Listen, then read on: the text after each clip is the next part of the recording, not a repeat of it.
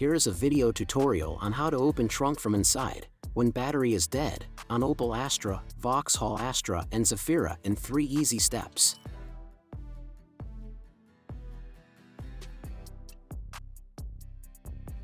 One, open the passenger's door and fold down the rear seats.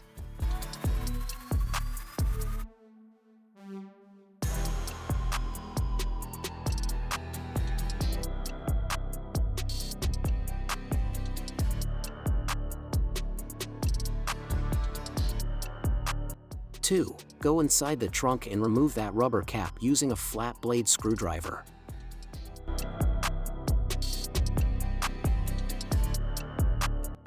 3. Insert the screwdriver inside that small hole and twist it counterclockwise to unlock the trunk.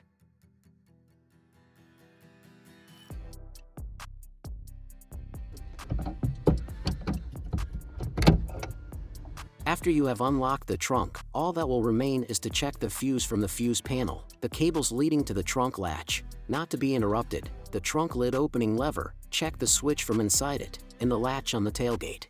Don't forget to like and subscribe our YouTube channel, Tutorial Auto. Thank you for watching.